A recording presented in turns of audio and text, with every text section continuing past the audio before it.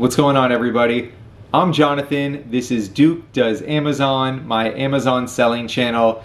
If you're new here, I've been doing retail and online arbitrage for almost 2 years now, and the last couple of months I've been sharing videos about what I've learned, continue to learn, documenting along the way. So today I got a valuable one for you guys. I know this would have helped me out when I was a newbie, and I'm not just saying that. How to avoid IP complaints, all right? So whenever I'm selling a new brand or a new product, there are several steps that I take to be proactive so that I don't get hit with these IP complaints. And before I show you how I do that and the softwares and tools I use, I want to first knock out a couple things so we're on the same page. So first off, what is an IP complaint? Well, IP stands for intellectual property, and a brand can hit you with that at any given time. If you think about it, if they want to sell their product on Amazon and they don't want to have competition, that's an easy way to get rid of you. Also, policies change over time, so they might have a new person in charge or whatever the case may be. Just know that's what it is, and it can really make you shut down selling their product quickly. For two, why do you want to avoid IP complaints? You might be saying, okay, great, let them hit me with them. What does it matter? Well, really it boils down to account health is really important on Amazon. You need to do things the right way. You need to play within the rules. If you get too many of these, or if you get hit with a few when you're a new seller without a proven track record, you can get shut down pretty quick. And this is a once-in-a-lifetime opportunity, in my opinion, to sell on Amazon, so you don't want that to happen. And then lastly, I want to mention, even if you're allowed to sell things, like you can scan an item, and in the Amazon Seller Central app, it says, you can sell this product with a green check mark. It doesn't mean that you won't get dinged with an IP complaint. All right, so now that we have that stuff out of the way, let's go over to the computer, show you my steps to avoid these IP complaints to the best of our ability, and at the end, I'll even tell you what to do if you do get hit with an IP complaint. Let's go. Alrighty, so step number one. This is the very first step I take, and if it doesn't pass this test, I don't move on because honestly, it's not even worth it. So just so you know, I paid $200. It is a lifetime subscription to something called IP Alert. An IP Alert is both a Chrome extension, so you can use it on your computer, and it's also an app that comes with it, and you can use it on your phone. So that means you can use it for online arbitrage, as well as retail arbitrage in live time. So it's a great tool to have. So I'm in Amazon.com right now. I'm looking at a generic North Face product because I know that they're known for filing IP complaints. And I want to show you what happens if you have the extension. So if you see here in the middle of the page, you can't miss it, right? IP Alert, there's a pop-up, there's a red siren going off, and it says in text, this brand is known to file IP complaints. In order to get that out of my view, I have to exit by acknowledging it and clicking the OK button. Let's just say somehow you missed the pop-up, or for whatever reason it doesn't show up, which has never happened to me. But there's also this other red siren right here where my cursor is indicating that, okay? So this is a clear-cut sign to me. I would never try to sell North Face because it's not worth it. Now, moving on, here's an example of New England Coffee because I know they're pretty seller friendly. So, or at least not gonna hit you with IP complaints.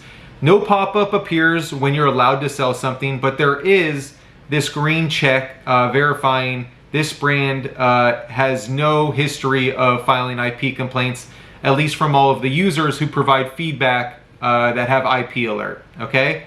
So that's what it looks like on the desktop version. Now I also want to show you what it looks like on the app, okay? So you just open the app, and it's really a simple app. You just type in the words. So I'm going to type in North Face, click check, and in red it says the brand is known to file IP complaints. And now I'm going to type in New England Coffee, and in green it says no claims reported. And so it's really simple.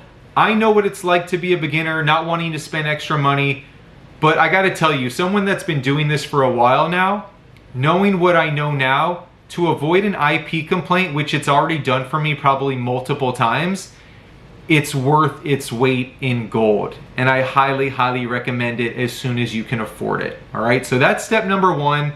Next up, let's move on to what I do, assuming that at this point, the product checks out through IP alert.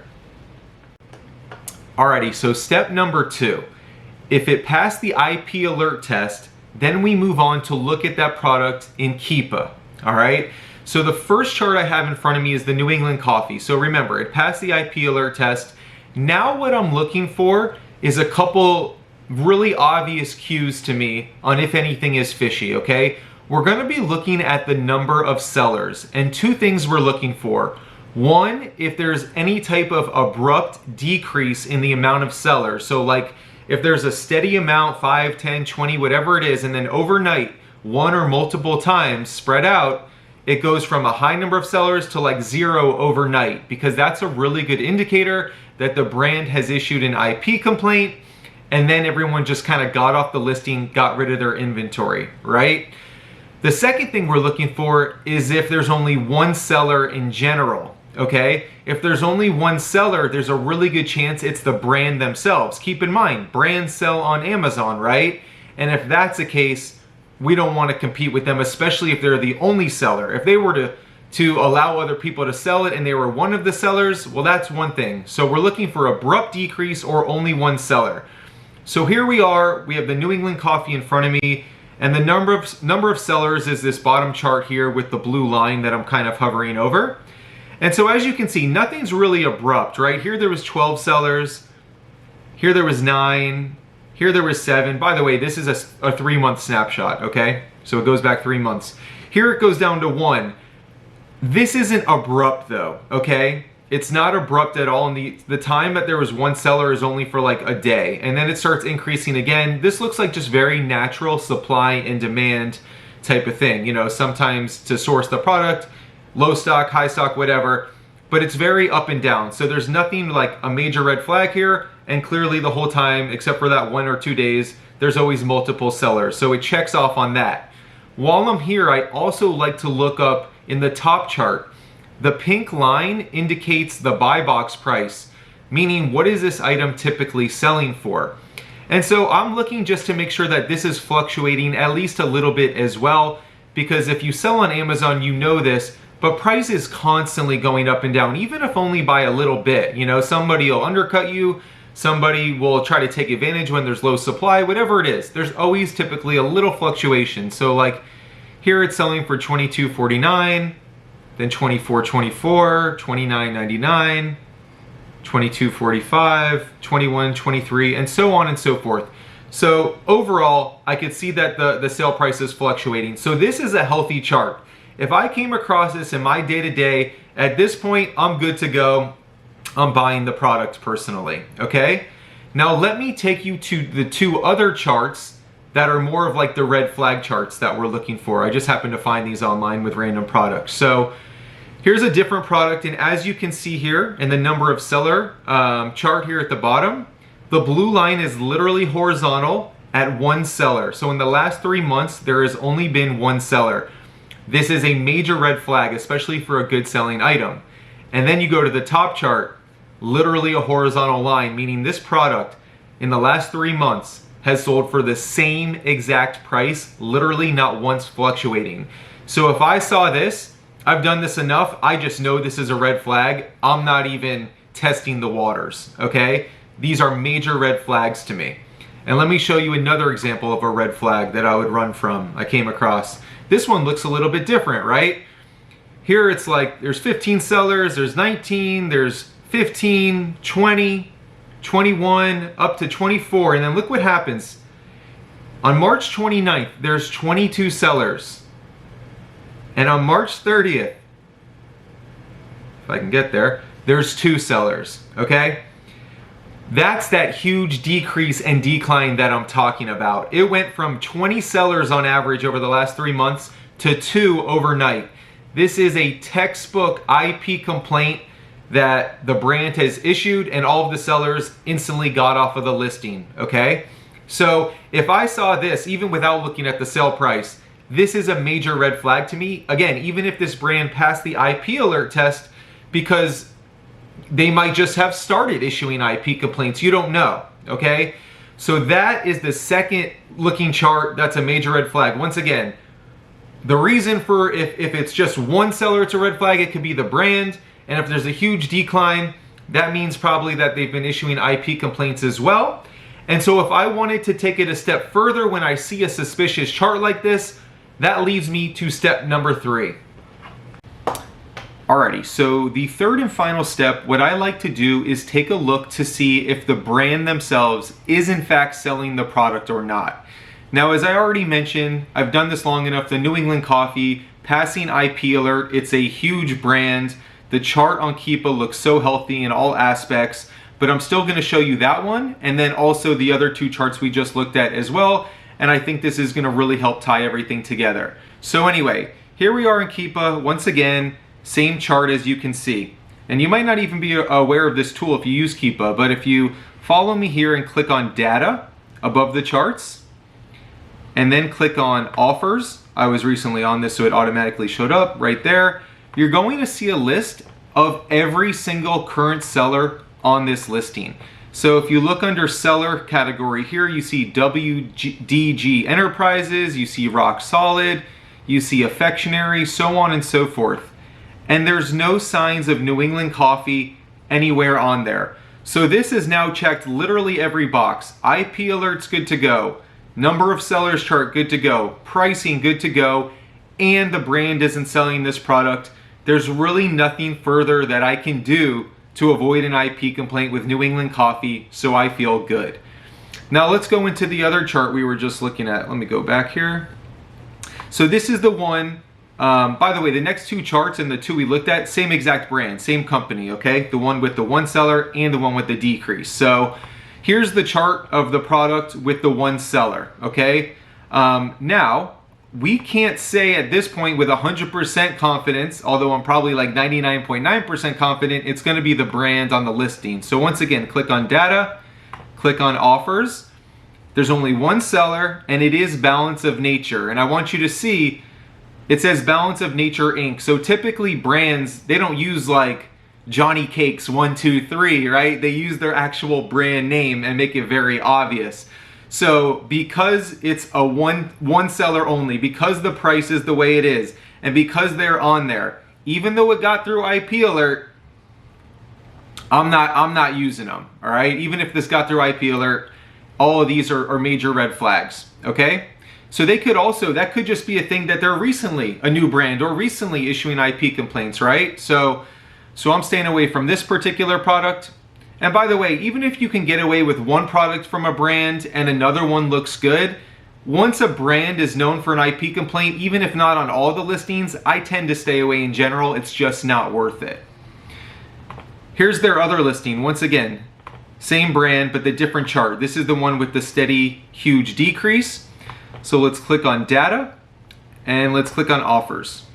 So this one looks a little bit different, right? You're gonna see Balance of Nature here, which we suspected. Well, at least I suspected because they were on they're selling their other products. So typically when they sell one, they sell the majority, and also that sharp decrease tells me that the IP complaints and maybe they wanted to get on it. But you'll also see JMG Retail, SFPK, The Great Store, okay? So you might say, well, you know, why are you gonna run away from this? These sellers aren't. They're going to get off of this or kicked off very, very quickly. Maybe they have a wholesale agreement, who knows? But because of that sharp decline, because the brand is selling this product, because I saw another product the brand is selling and are the only seller, this is a huge red flag to me, okay? That sharp decrease did it for me, and seeing them on the listing here and the previous product, just game over for me. There is so much opportunity in the land of Amazon. Anything that's on the cusp like this, it's not worth it, especially if you're a new seller. You really don't want to get an IP complaint early on without a proven track record. But that's kind of it, guys. That's what the 3 steps that I take. And in real time, by the way, it's much quicker. And lastly, I want to round this out. I want to let you know what to do if you do get hit with an IP complaint and just summarize some of these notes for you. All right, so even if you follow all of the steps that I've shared with you, I want to be open and transparent. There is no such thing as a 100% guarantee because a brand can decide to change their policies or file an IP complaint at any given time. If you sell on Amazon long enough, you are going to get hit with IP complaints, okay? It's not the end of the world if you have a proven track record, and a lot of times you can get them dropped. If you do get hit with one, these are my suggestions. For one, check your account health daily, and if you get dinged with one, respond to it promptly. Amazon will also likely give you an email of a brand manager or a contact at that brand. You can reach out to them, explain yourself, show them that you bought the products legitimately with a receipt or invoice, offer to remove the products, never sell them again, but that you take this business seriously and would appreciate if they would drop the complaint. You can also share that correspondence and your receipt or invoice with Amazon and stay consistent and on it. You can literally send the same exact thing to Amazon 5 times and not get it to drop, and on the 6th time it happens, okay? So stay consistent, always hold on to your receipts, and if worse comes to worse, after 180 days, all of your IP complaints fall off anyway, okay? It's not the end of the world. If you sell on Amazon, you're gonna get IP complaints. You don't want it to be a reoccurring theme, and if you do the right things day in and day out, these one-offs aren't gonna kill you, but you have to have a proven track record. Make sure you're on top of your account health. So I hope you guys got a lot of value out of this. I know this information would have saved me some time and headache early on. I'm Jonathan, Duke Does Amazon. Have a great day. Any questions or comments, put them below. We're on Instagram at Duke Does Amazon. I will talk to you guys soon.